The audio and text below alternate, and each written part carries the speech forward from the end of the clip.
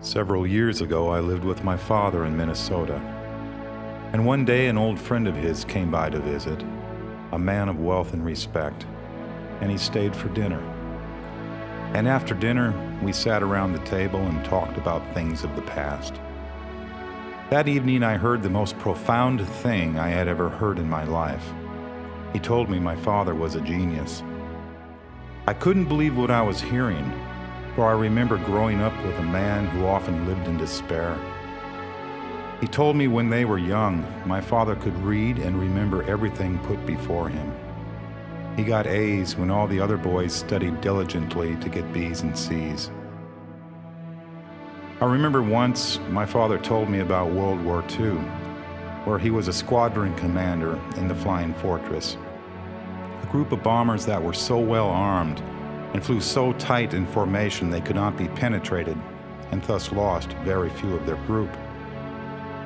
He told me how they went on a bombing mission one day with 6 bombers, completed their task, and on the way back to the base, my father told them to spread out and take it easy, being that the war was almost won. But soon the Japanese Zeros attacked, and with no longer time to regroup and seal their security, they were left vulnerable. And with machine guns blazing, my father looked out his window and saw 2 of the B-17s burst into flames, explode, and plummet to the earth. He wept, for he saw many of his friends lose their lives that day, and he remembered he gave the command.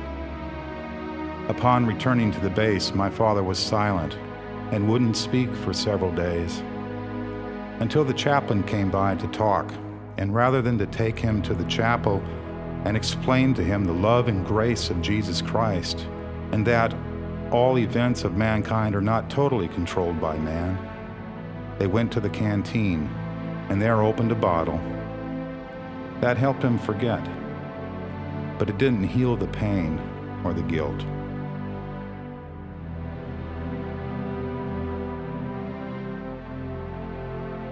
Sometime later, my father's commanding officer called him to his office and there gave him an option.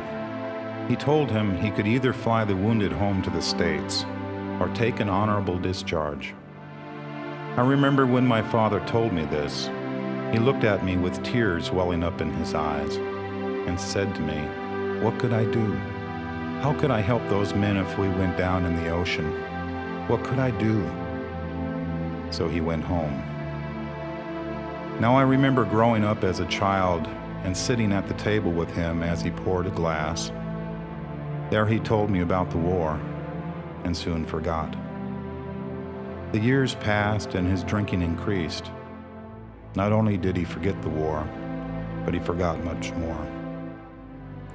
A few years ago, I went to visit my father at a veteran's home in Minnesota. There he was well taken care of by competent help. He had a clean room to stay in, good food to eat, clean clothes, and plenty of cigarettes. He no longer drank. He no longer remembered the war. He no longer remembered that horrible day.